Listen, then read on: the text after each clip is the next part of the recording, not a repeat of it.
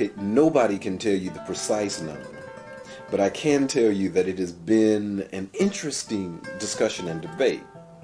So that, and a lot of the debate has focused on the magnitude of the trade. How many Africans were actually transported from Africa to the Americas, to Europe?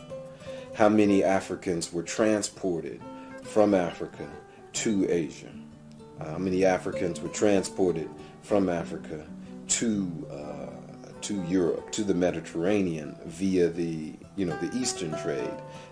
The number has been estimated, and it ranges from 100 million to the low and kind of really ridiculous estimate of this gentleman named Curtin of about 10 million. And Curtin and all of his students have had the dominant voice in history for no reason. I mean, no reason at all.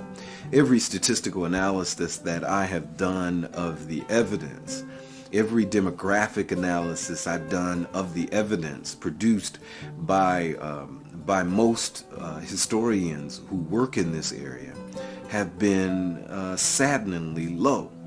But these historians are a very peculiar bunch of people. They feel that by claiming that something is wrong without any kind of evidence that it's wrong is sufficient to continue to make the same error. That is, they are very arrogant about the ignorance that we have about the actual numbers who were murdered in the slave trade.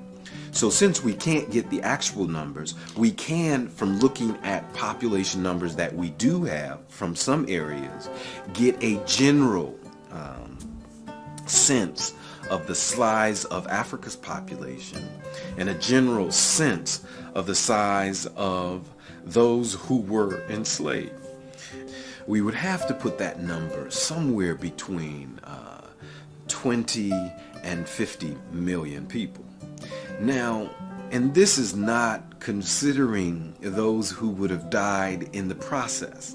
When these people would come to capture the Africans and bring them to the coast, many would die because many would fight, and many had no notion of giving up their freedom. And so for that, you would have to add that number to those who were enslaved and those who would be forgotten. Right? And so then that increases your number, let's say by a magnitude of 5 to 10 million, which then means now you're at what? 25 million to 60 million. All right? It's a pretty wide range. I understand that. Just work with me and you see how we get there. Now, for the African continent and its population, it is generally thought that between 1600 and 1900, the population of Africa on the continent was at about 125 million. Okay, 125 million. And a lot of this has to do with the environment in Africa. It has to do with the kind of technology that was developed and used in Africa. And at that point, you got large numbers of Africans being torn out of Africa. So you got a steady state population of 100 million, and the population didn't grow. And in fact, it declined during this period of time. And now a lot of people debate whether Africa's population actually declined or not as a result of the slave trade. And I think it's a foolish discussion, but let's give them their due. And let's say Africa's population did not decline. One thing we know is that it did not grow to its full potential because the Arab slave trade focused on young women. The European slave trade focused on young men. These are the individuals in their most productive stage of life being ripped from Africa. Therefore, their reproductive capacity is experienced in Asia, is experienced in the Americas. So those children who would have populated Africa are not there. Therefore, its devastating impact on the African population is fundamental. But there is not only the devastation, there is also the hope and potential of what happens to those who are taken abroad.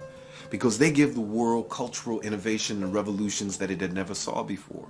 They bring forms of government to India that were never thought of before.